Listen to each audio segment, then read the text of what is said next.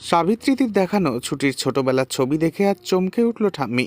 হ্যাঁ বন্ধুরা, আমরা ইতিমধ্যেই দেখেছি ছুটিকে যেন কিছুতেই মেনে নিতে পারে না ঠাম্মি। তবে ছুটির বানানো গোলা রুটি খেয়ে ভীষণই ভালো লাগে ঠাম্মির। তবে একা ঘরে ঠাম্মি বলতে থাকে মেয়েটার বুদ্ধি আছে আর ওর বুদ্ধির প্রশংসা করতেই হয়। তবে তার আগে ওকে আমায় একটু যাচাই করে দেখে নিতে হবে।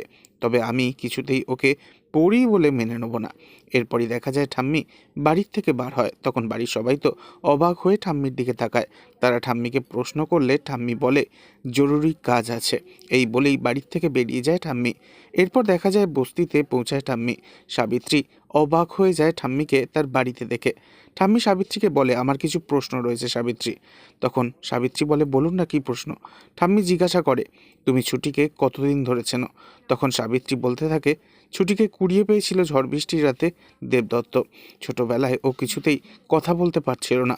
নানান রকম থেরাপি এবং ডাক্তারি ট্রিটমেন্টে ছুটি সেরে ওঠে। তবে ওকে যখন প্রথম আনা হয়েছিল আশ্রয় বাড়িতে, তখন ওকে দেখতে ছিল হুবহু এই ছবির মতন।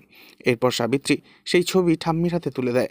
ঠাম্মি সেই ছবি দেখে এক নিমেষে চিনে যায় আর বলে ওঠে এ তো আমার পরিদিদিভাইয়ের ছবি। ছোটবেলায় হুবহু একই রকম দেখতে ছিল।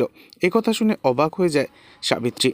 আর এরপর ঠাম্মির দু চোখে জল চলে আসে আর বলে আমার পরিদিদি ভাইটার সাথেও ঠিক একই রকম দুর্ঘটনা ঘটেছিল সেই দুর্যোগের রাতে।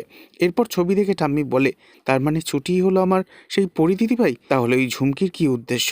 এরপরই ঠাম্মি বাড়িতে আসে আর সকলের সামনে ঘোষণা করে ছুটি আর ঝুমকি দুজনেরই হবে ডিএনএ পরীক্ষা।